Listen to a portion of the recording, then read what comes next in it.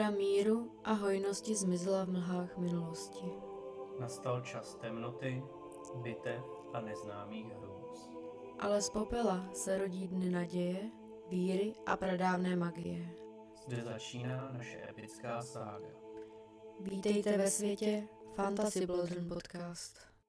Ahoj, já vás vítám. Ahoj, já jsem Anet Já Pavel. a vítáme vás u našeho Fantasy Fantasy Bloodrun Bloodrun podcastu. Doufáme, že jste se na nás těšili. My na vás moc. A trošku jste nás tam nečekaně zahrnuli Hodně komentářů. komentářema, co se týče času našich epizod. No, Trošku jste jsme se vás vlastně- nám jste zbořili naše očekávání. ne, je strašně super, že vlastně jako reagujete a reagujete hned na to, co tam pro vás máme, nebo takhle. Musíme teda přiznat, že nás docela dost překvapilo, že máte rádi jako takhle dlouhý jako Prostě epizody. říkám, bořili nám naše očekávání. No, jsme si mysleli, že taková ta klasika bude třeba kolem těch 30 minut, ale jako to, že se Hodina? shodnete většinou na té hodině, To nás to překvapilo. by jako wow, ok, nice. No, každopádně těch komentářů tady bylo hodně a nevím, jestli si to třeba někdo jako pročítáte, ale pár jich tady i řeknu. To už je třeba, některý jsou i díl, jako třeba 5 týdnů zpátky, nebo takhle jsme si řekli, že to jenom tak jako letem světem prolítneme, na co se třeba ptáte. Tak tady máme třeba i zajímavý komentář, jako, že by zajímalo, jestli po skončení knihy Inheritance budeme dělat i Murtaga.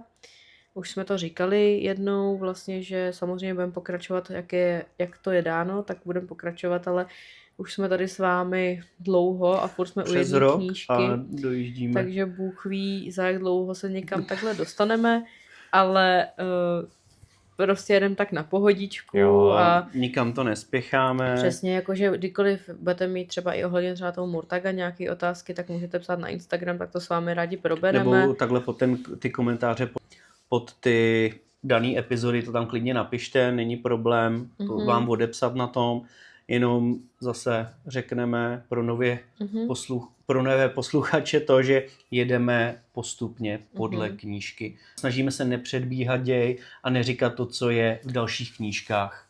Jo, že jedeme prostě zároveň s tím dějem a objevujeme to zároveň s tou knihou. Přesně tak a i třeba tady jste nám psali, že máte Aragorna i Eldesta podepsanýho od autora, takže to jsme taky odpovídali, to je strašně skvělý. To je hodně super. To závidíme moc a musí to být fakt super. Moc děkujeme i za vaše pochvaly, i samozřejmě nějakou kritiku, jako byly třeba i komentáře, že by to chtělo snížit hlasitost nebo takhle.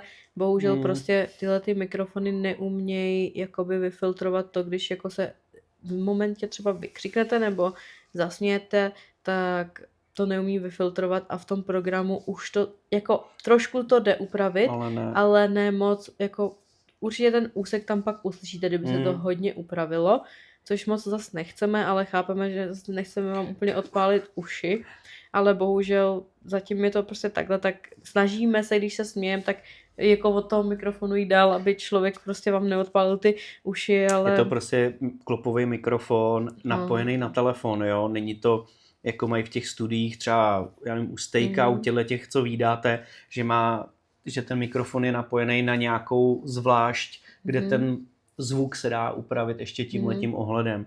Jo, protože my to máme nahraný, pak to dáme do počítače, tam já to nějak se stříhám a jde to ven, jo. Přesně tak.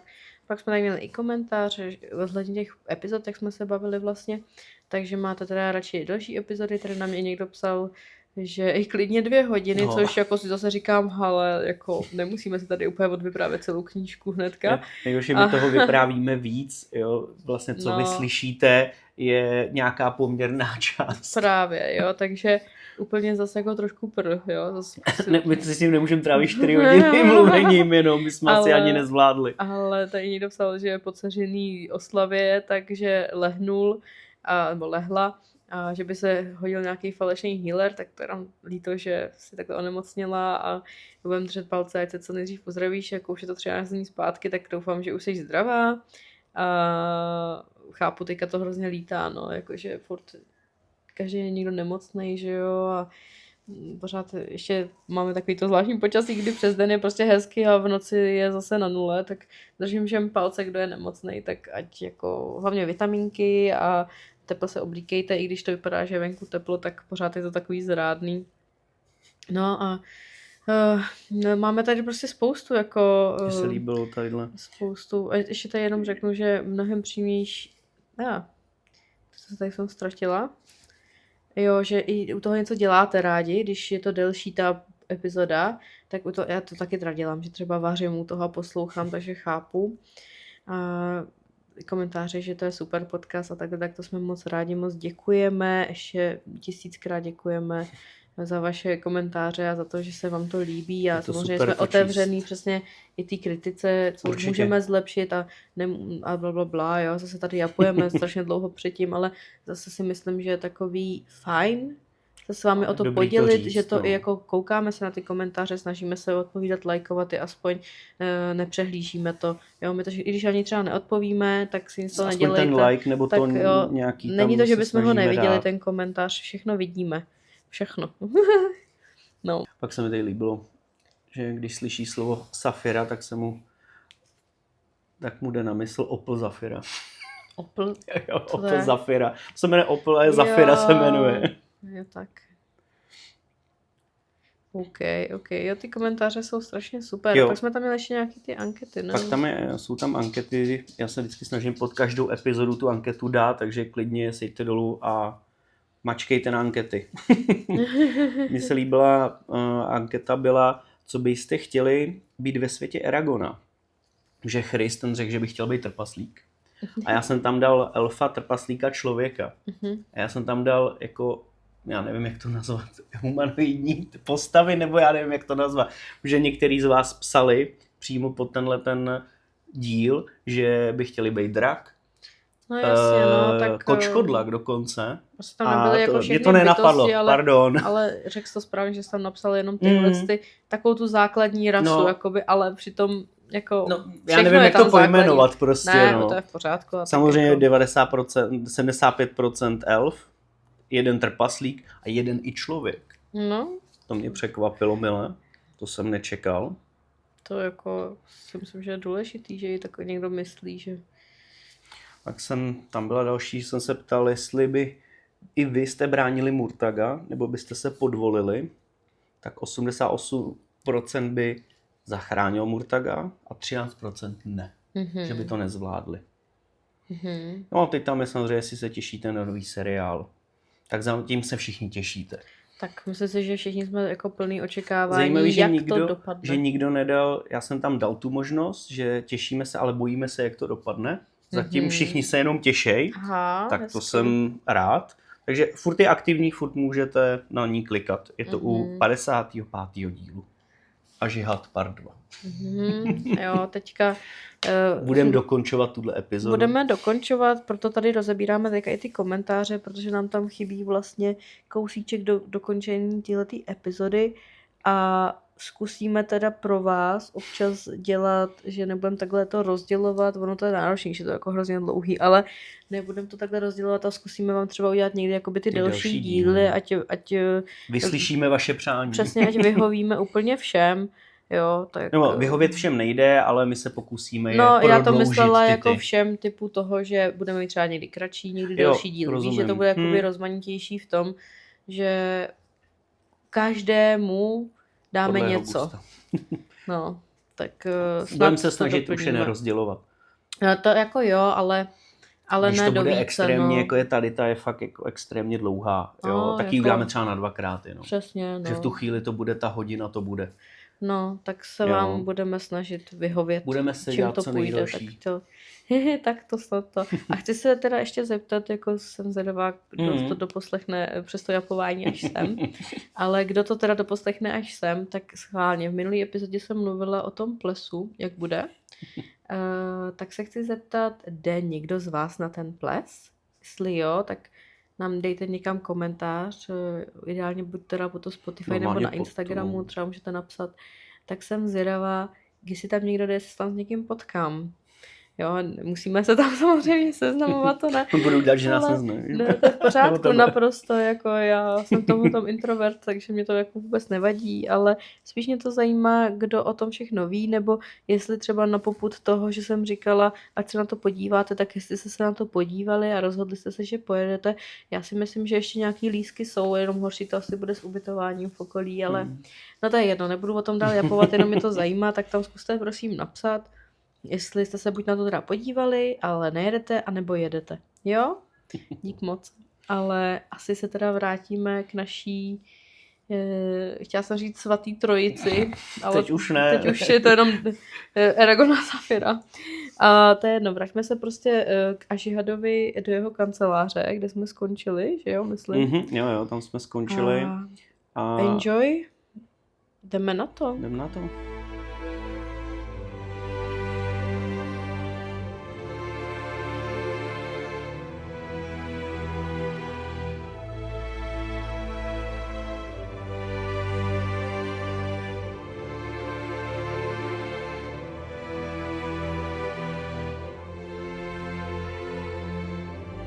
Že stejně jako Eragon, ani Ažihad nechce, aby se z něj stala loutka.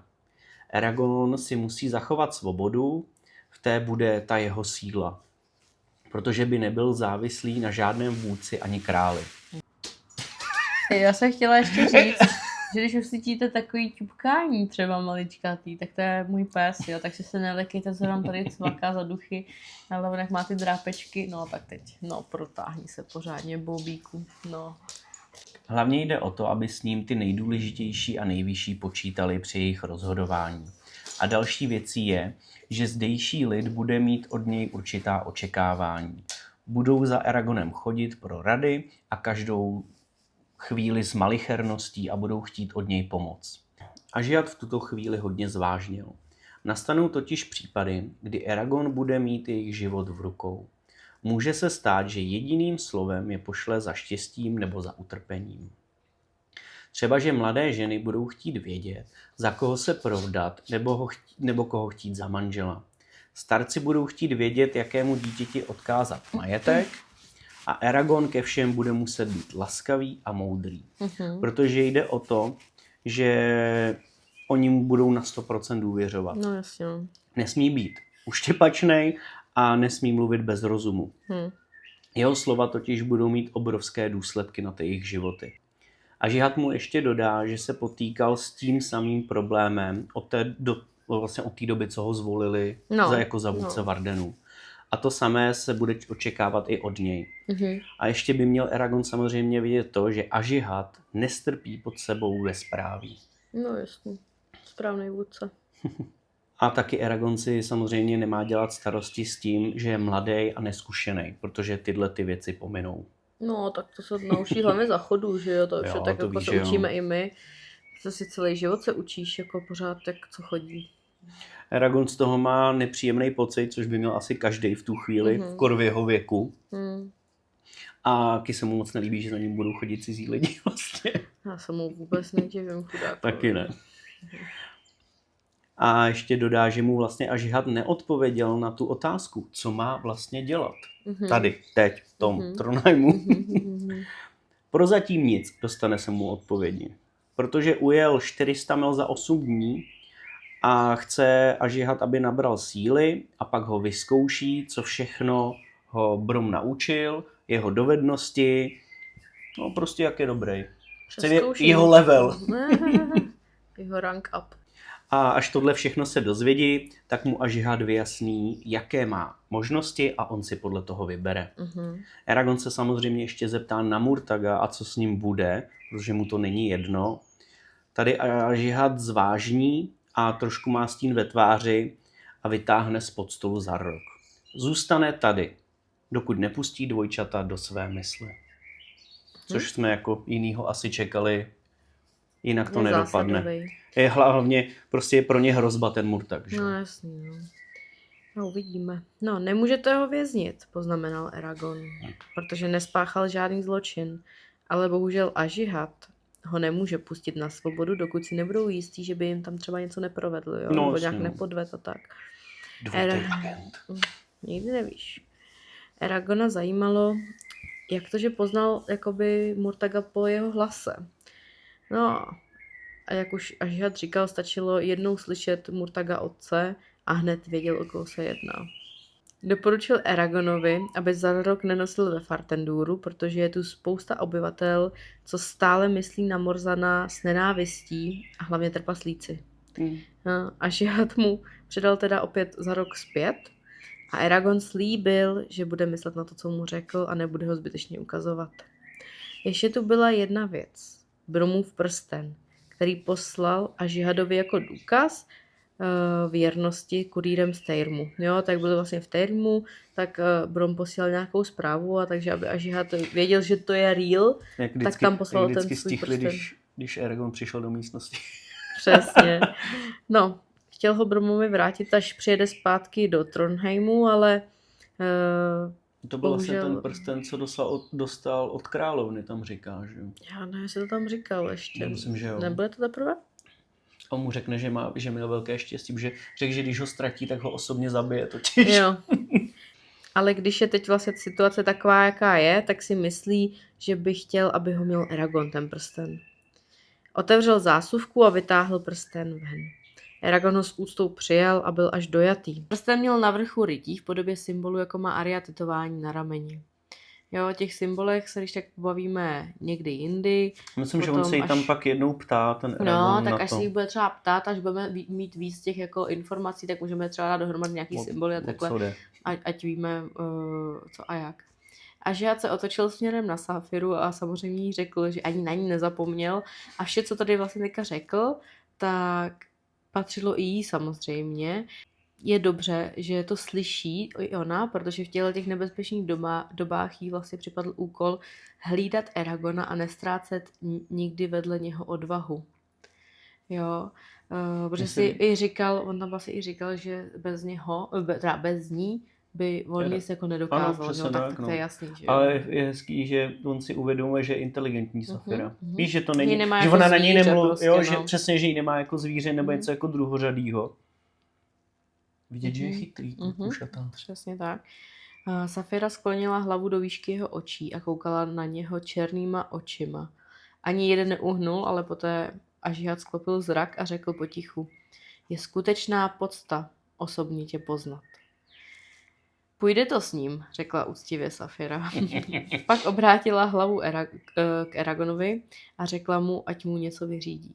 Řekni mu, že Trondheim i on sám na ní udělali dojem a je dobře, že se ho království bojí, ale měl by vědět, kdyby se včera rozhodl Eragona zabít, byla by zničila celý Trondheim a jeho by roztrhala na kusy. To je já bych docela super rád vzkaz. viděl. To by musela být strašná mela. To bych rád viděl. Myslím, že tam by byl problém ty chodby a tyhle věci z začátku. Podle mě by si dřív možná potrhala křídla, a než další by byl problém pořád nechrlý oheň. No jo, tak... No to by možná, že tam už tam by... možná už by to, mohla začít, že kdyby to, přeplo, víš co? Jo, to možná jo, no. Ale... A to si můžeme jenom domyslet. Přesně. Ale Mela by to byla slušná. Takový buldozer. Eragon trochu zaváhá, ale nakonec předá jedovatý vzkaz. Ažihad na ní zamyšleně hledí. Pak řekl, že od někoho tak ušlechtilého by ani nic jiného nečekal. Ale že pochybuje o tom, že by si poradila s dvojčaty. Safira si odfrkne. Eragon věděl, co přesně to mělo znamenat. Tak dodal, že musí být mnohem silnější, než vypadají. Myslí si, že by tvrdě narazili, kdyby se měli postavit hněvu draka. S čím souhlasím. Jeho by přemohli, ale ne draka. A Ažihad by měl samozřejmě vědět to, že drak zvyšuje kouzelné schopnosti, takže jezdec je silnější a dokáže mnohem víc než obyčejný kouzelník. Kvůli tomu byl Brom slabší než Eragon. A myslí si, že v nepřítomnosti jezdců začala dvojčata přeceňovat své síly. Tak jasně, no, v tu chvíli byli na vrcholu, že jo. A hlavně jsou namyšlený, že to jim taky strašně jakoby zkresluje no to úsudek, jo, tak že jo. si, že jo, když nemáš jakoby draky, tak jediný kouzelní bytosti, co jsou silnější, tak jsou elfové a vlastně kouzelníci. A tam byla jenom Arya, že jo, když to vemu v tom. Právě, takže vlastně máš najednou jako člověk navrch, který umí jako kouzlit. Takže podle mě prostě ti to, jako, jasně, oni jsou debilové, jo, co si budem, jako, ale vemu, jako, obecně. Vem si, že oni jsou jenom v té hoře, jo, i teda dobře s trpaslíkama, ale mají hrozně omezený oproti. No jasně, no. No prostě podle mě jakoby v tu dobu, jakoby ta vrstva těch kouzelníků a takhle šla nahoru a zašli se dělat ty klany, že jo, různý, protože si mysleli, jak jsou jako echt. No a teďka prostě přijde zase éra draků a čus, že jo. Z tohohle Ažiha trošku ustaraný a pak dodá, že Bron byl považován za nejmocnějšího kouzelníka, kterého přečili jenom elfové. Po tomhle odhalení totiž bude muset určitý věci přehodnotit. A pak se ještě obrátí k Safiře a dodá, že je rád, že nebylo nutné zranit Aragona nebo jí. Že by to byla docela zkáza. Safira nám mírně skloní hlavu, jakože rozumí. A že teď zavolá trpaslíkovo jméno Oriku. Trpaslík přispěchá před stůl a Ažihat se na něj zamračí a řekne mu, že mu způsobil velké potíže, protože musel celé ráno poslouchat, jak si jedno z dvojčat na něj stěžuje. Ježišmarja. A oni jsou, víš co nejhorší, oni jsou takhle jako námiš a pak chodí bonzo a stěžujou si, jak jako mamince. Tydli dama, tydli dý. Úplně. Jako jo, no, přesně. Kriste. Akorát nejsou tak hustý. No. Třeba jsou, ne, já vím, že tam bylo, že nejsou, ale bylo by to docela vtipný, kdyby tam byly takový dva válečky, prostě když tam běhají po Fatenduru, víš co. No, to je jedno. Tu čepičku s tou vrtou. Jo, no. Samozřejmě dvojčata požadují, aby Orik byl potrestán a bohužel mají pravdu. Je to vážná věc a on chce vysvětlení. Orikovi oči přeletí přes Aragona, ale v jeho tváři se neobjeví žádné rozrušení či náznak emoce. Mluví rychle s drsným přízvukem. Kulové už skoro obyšli Kostamérnu. Stříleli šípy na draka, Aragona a Murtaga. Dvojčata neudělala nic, jako by strašpitlové odmítli otevřít bránu. I když viděli, jak Aragon vykřikuje otevírací formuly na druhé straně vodopádu. A odmítli cokoliv udělat, i když se Aragon nevynořoval spod vodopádu. Možná jsem chybu udělal, ale nenechám zemřít jezdce. Aragon nám do tohohle vyprávění vstoupí a přizná, že neměl dost sil na to, aby se dostal z té vody, takže by se utopil. No jasně, no. Na Titanic. Pardon. Jenom tam chybí ten vor. Já jsem chtěla jenom říct, že vlastně jsme se bavili o tom, že vypadá jako tyhle dama, tyhle dí. Tak ono si to vemte, že to je docela vtipné, že jo, protože že Solembum je jako jak šklíba, Angela je jako kloboučník. To by se dělo. Víš, jako, že to je docela vtipný. Prostě ta bílá královna je jak Safira, víš co, nebo jak Nasuada prostě. Takový to jako, že když to vezmeš jenom v zájmu Galbatorix je červená královna? No, ne asi. No, tak to je jenom takový, to jsem si tak jako představila. To jsou taky ty moje představy, nevadí. Tak to už ješ jako srovnala všechno, že jo, se všem prostě. No, všechno jasně, takový jako... No, to je fuk. A že já se na něho podíval a zeptal se ho, proč jim později jako odporoval vlastně.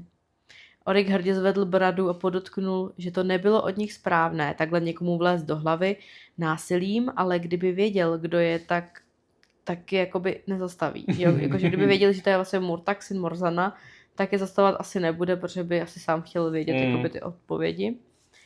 No, udělal správnou věc, ale i když by bylo snaží se do toho nemíchat. Nejsme tady proto, aby jsme probourávali se do mysli lidí nebo bez ohledu na to, kdo jsou, ale neuposlechl přímý rozkaz. No, i když to myslel teda jako čestně, tak ale v tomhle případě to znamená porušení. No, a je za tohle... Jsou v armádě, jako by on je podřízený. No. A on prostě porušil jako nadřízení svého vůdce, tak za to je trest smrti. Tady. Nemůžete ho zabít. To bylo v armádách. Přesně. Nemůžete ho zabít. Jenom mi chtěl pomoct, řekl Eragon. Začali se tam dohadovat, protože Eragon nemá do toho, co samozřejmě zasahovat, protože to není jeho konverzace. No, ale hlavně on ještě není jakoby zaštítěný do té jeho armády. On, to jako... za prvé a za druhé teďka řeší prostě jenom Ažihat s Orikem, takže i kdyby byl jakoby už tam vlastně je host, to... jenom. No. Ale zase chápu, že to řekl, protože má takovou tu tendenci, jako Právě. dračí jezdec. Právě chci se k tomu dostat a samozřejmě jako člověk, že jo, protože, nebo jako Jasně, no. prostě normální, prostě někdo, kdo myslí, kdo přemýšlí a protože se mu nelíbí přesně to, že on mu zachránil život a oni ho chtějí za to potrestat, jo, takže klasicky prostě bojuje za to, co si myslí, že je správný. No jasně, no. Jo, to je taková... Jako... Ale nic hroznýho se, jako nemělo to nějaký špatný následek, ještě jako důsledek takhle. No jasně, no tak v té době, že jo, prostě to bylo porušení, jako. No, to prostě. A Žihad zvedl ruku, aby Eragon vlastně jako umlčel a řekl, že tím, že jakoby Oryx zachránil někoho, kdo je dračí jezdec, přivedl domů Ariu, jo, to se dozvíme vlastně, kdo to je, jakoby do budoucna, Safiru, že ho přivedl, takže ten trest bude zmírněn, samozřejmě, že ho nezabijou. A od této chvíle mu zakazuje zapojovat se do vojenských činností a do vojenských aktivních služeb. Což má, to si pamatujte, to má nějaký jakoby význam, proč řekl tohle, protože Oryx, když to slyšel, tak mu potom měla tvář a vypadal spíš jako zmateně, jako že cože? Jako Co se jenom děje? tohle mi jako zakáže vlastně. A jenom přikývil na to, že OK. A plán byl jasný. Mimo to, když nebude zrovna plnit své povinnosti, tak se stane průvodcem Eragona a Safiry během pobytu. Zajistí, aby měli vše, co potřebují a byli spokojení. Safira se ubytuje nad Isidarmitrin, to je ten drahokam. A Eragon se může ubytovat kdekoliv bude chtít a chtějí, aby se dal dohromady a až se odpočine po té cestě, tak ho čekají na cvičišti. U toho, když mu to říkal Ažiha, tak měl jiskřičku úplně v pobavení v oku, tak se těšil asi, až jako zjistit, co v Eragonově je. Oryx se hluboce uklonil a řekl, rozumím. Výborně. Vůdce už je poslal z té kanceláře, nebo kde jsou, že jakoby v té místnosti pryč a při odchodu jim řekl, ať mu zavolají ještě dvojčata, že s nima chce mluvit. Eragon během toho odchodu, samozřejmě klasický Eragon, se otočil a zeptal se, kde najde Ariu.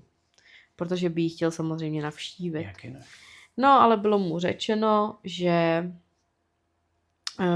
k ní nikdo nesmí pořád a až bude zdravá a bude sama chtít, tak si ho najde. Takže prostě čekej. Takže prostě pořád čekej. Až přijde ženská za tebou. Přesně tak. Kor takováhle ženská. No, to ano.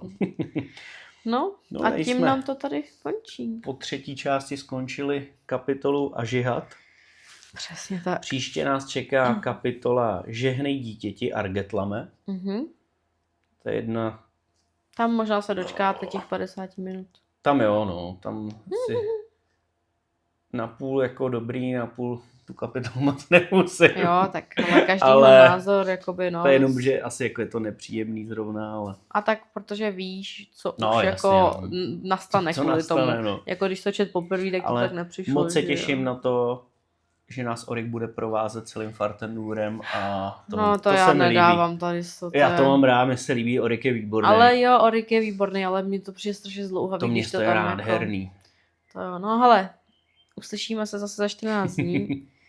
A... Už v delší kapištole. No, ani tahle nebude úplně... No, tahle bude kolem těch 30 zatím. No, takže... Tam to už bude delší, takže jsme vyplnili vaše přání. My vám moc děkujeme, že nás takhle podporujete. Těšíme se na vaše komentáře.